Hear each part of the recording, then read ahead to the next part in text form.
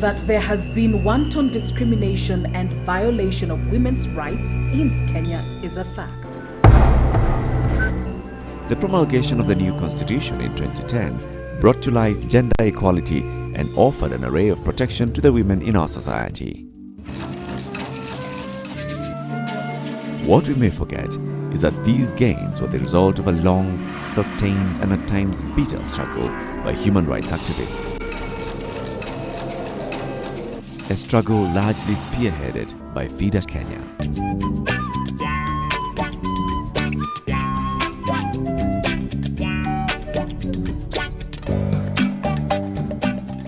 Following the Third United Nations Women's Conference held in Nairobi in 1985, Kenyan women lawyers felt the need to form an organization that would champion the rights of women in Kenya. Lillian Mwaura, the first FIDA Kenya chair, is one of those gallant pioneers. That is the time the president of International FIDA sensitized us or told us about the objects, the noble objects of FIDA International.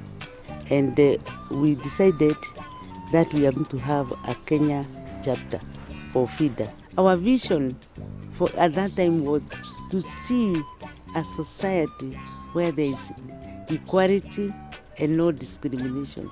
And I'm happy that a lot of that has been, achieved. And so FIDA Kenya was born. Labeled and demonized by a conservative patriarchal society, FIDA operated as an affiliate of the global FIDA International Women's Rights Body, functioning from volunteer women's advocates' offices until 1993. Advocating women's rights and empowering women on personal law issues, it established a secretariat in Nairobi, from where volunteer lawyers offered legal aid to indigent women. Deputy Chief Justice and Vice President of the Supreme Court of Kenya, Nancy Baraza, served as FIDA chair and as an advocate who represented indigent women at the time. They couldn't afford lawyers. They just didn't know how to access justice. And then, of course, they had all these problems of with family, family issues. Probably they wanted separations. They were looking for maintenance for their children or custody.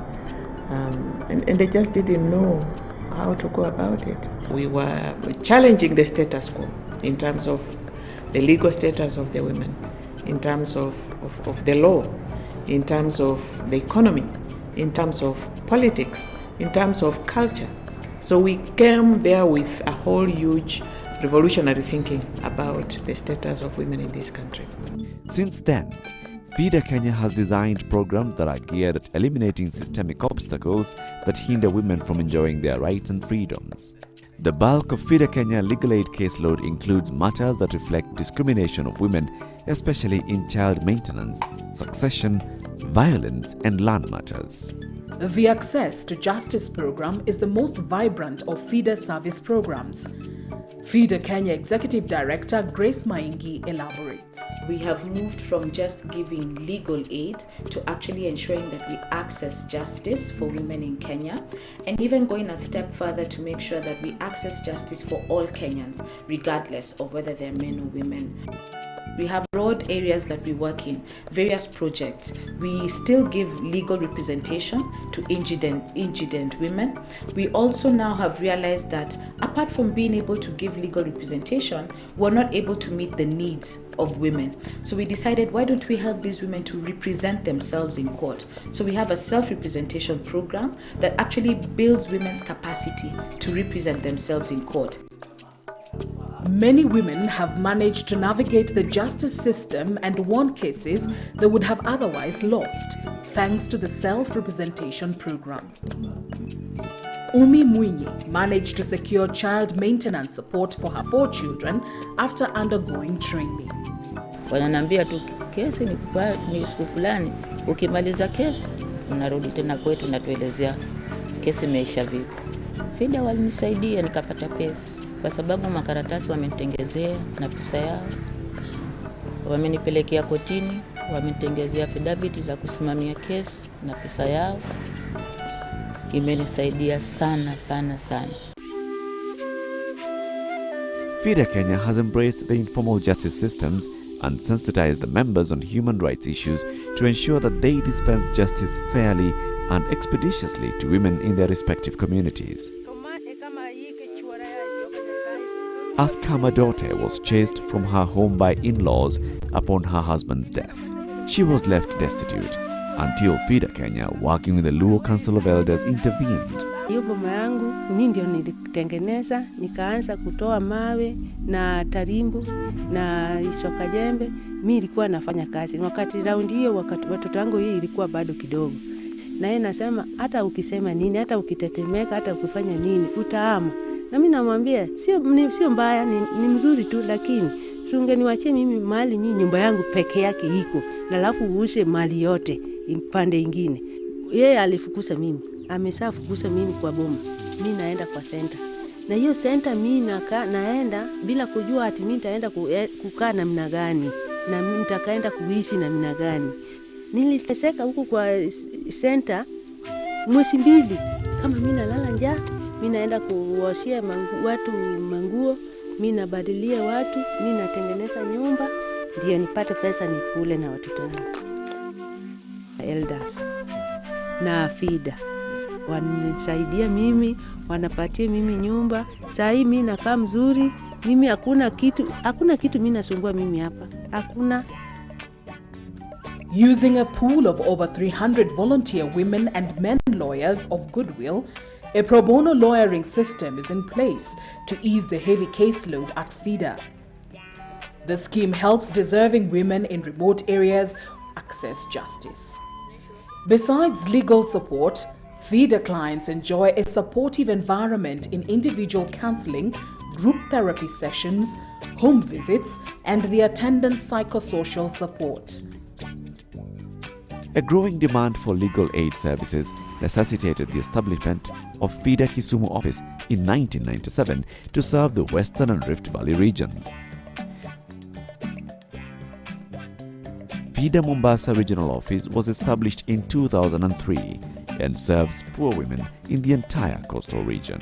These offices have enabled more needy women to benefit from the services and programs offered by FIDA.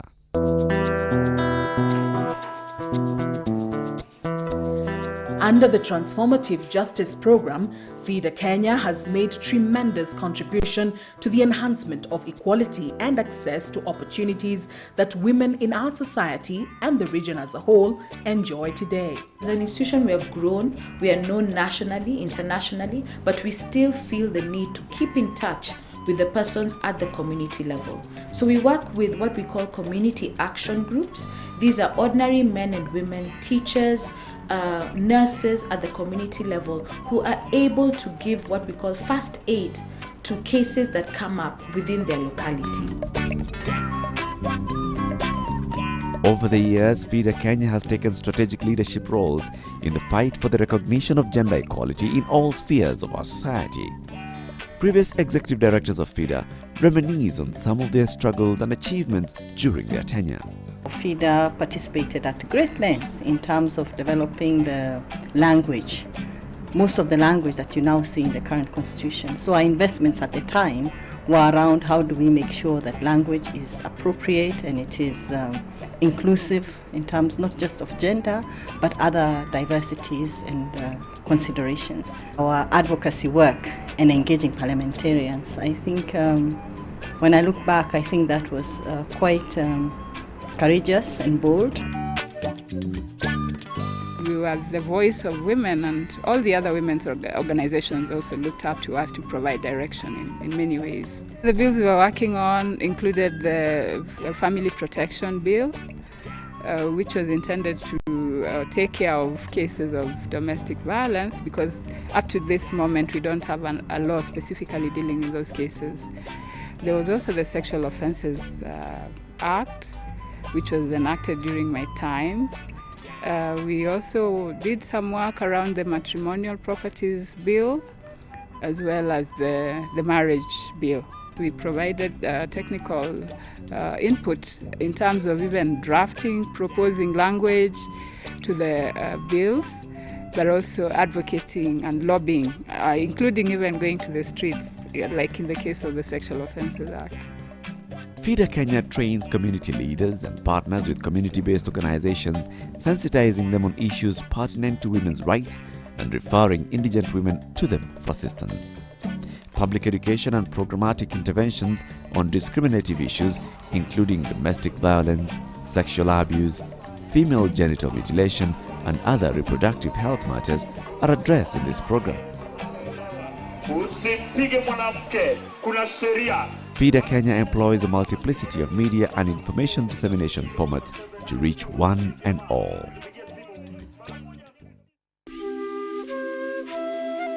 It is still at the community level that many indigent women benefit and appreciate the services offered by FIDA Kenya. Alice Otiende remains eternally grateful to FIDA Kenya for guiding her through a messy separation, securing the custody of her only son, and enabling her pick the pieces of her life following abuse and bitter separation from her husband. Kwa nalazimisha ile mapenzi na lazima na mimi nimekatalia. Sasa alikuwa anataka ajifanye kama anataka mtoto ndiye ni win mimi. Sasa mimi mwenyewe akanipata kama niko kwa nyumba usiku. Akakuja na watu wa children's wakaingia wakasema mimi wewe unaishi nyumba mbaya, nyumba ya matope, mtoto anateseka. Nikamwambia mimi sijapenda mtoto wangu akae katika hii maisha. Hii maisha ni mwanaume ndiye amefanya nikaishi katika hii maisha. Mimi nilikuwa naishi vizuri, nilikuwa mimi mwanamke mzuri, hata sijui kwa nini ilifanya akaamua kuchukua kila kitu na kutoroka. Ona, singependelea hata mimi pia mtoto wangu ateseke. Kwa sababu ile nyumba nilikuwa naishi ilikuwa nyumba haina taa. Na ilikuwa nyumba ya udongo na tunalala chini. Ona. Walifuata kesi yangu watu wa FIDA, wakanisaidia nikapata mtoto wangu. Sasa niko naye huyu hapa. Anaitwa Kelvin Onyango.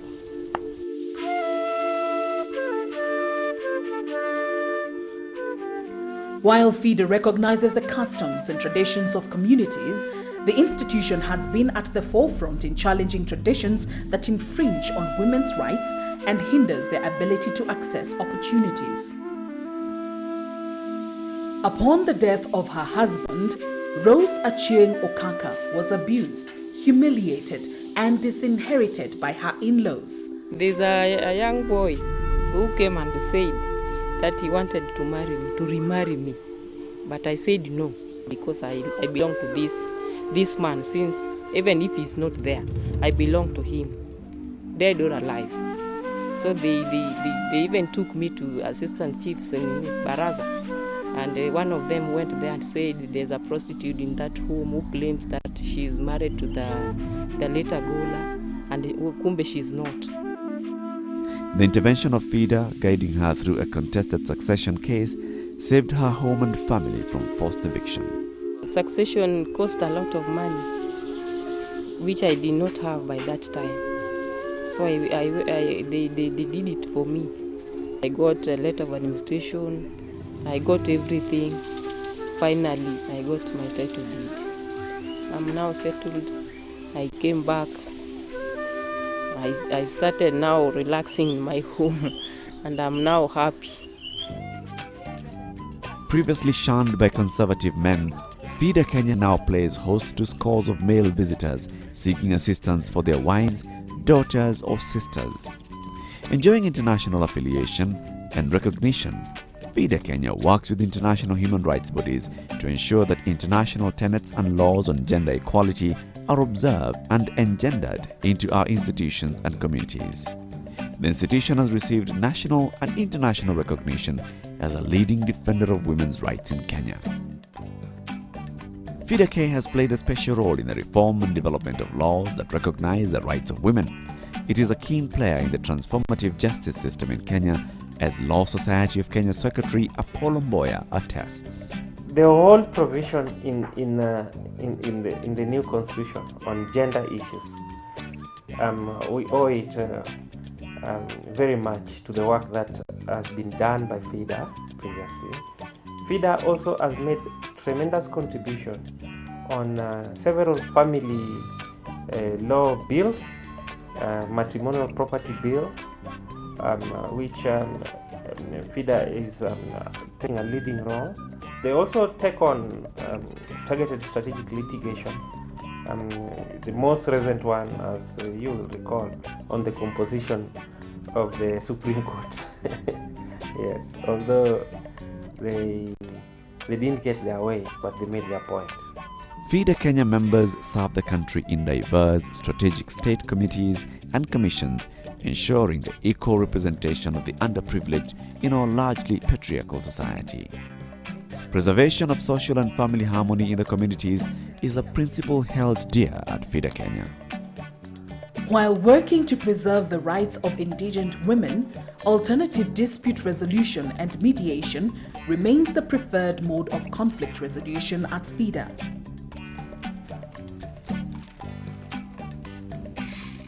Anzazi Rai appreciates the reconciliation and counseling services that transformed her negligent husband to a responsible and caring husband. Alikuwa akiondoka pengine haagi na hata rudi, lakini kidogo naona tangu wakati mpaka sasa hata kama pengine atachelewa, pengine hawezi akafika mapema, atakupigia simu, atakuelezea mimi sitafika mapema. Kama hakuacha kitu cha kutosha, pengine alikuwa mpanga ya mambo ya lunch peke yake, hata kama ni mtu pikipiki atatumana kila kitu, tuendelea vizuri, sio vibaya. As the first and leading women's rights organization in Kenya and the region, and soaring high in the realm of national and international human rights, FIDA Kenya has assumed a mentorship role in inducting other organizations and institutions into the field of human rights in Kenya. FIDA Kenya chairperson Naomi Wagereka. We would want to incubate upcoming organizations. We want to leave some of these programs that we have been doing, not suddenly, but make sure we leave them to community-based organizations, so that even as we grow, we can even become a funding organization. Because one of the things that we have always found a challenge as an organization, and all the other organizations that are in this country, is the issue of sustainability. So if we can be able to sustain ourselves, get the resources, have a feeder house where we can house other different organizations so that we incubate them, and at the end of the day, they're able to run some of these programs, because we cannot do everything. We cannot be everywhere, but at least we can be up there overseeing what is going on. FIDA Kenya planted the seed of women's rights and nurtured the tree of human rights and equality in Kenya. The country is better for it. The challenge ahead is to tend and water the tree to full bloom.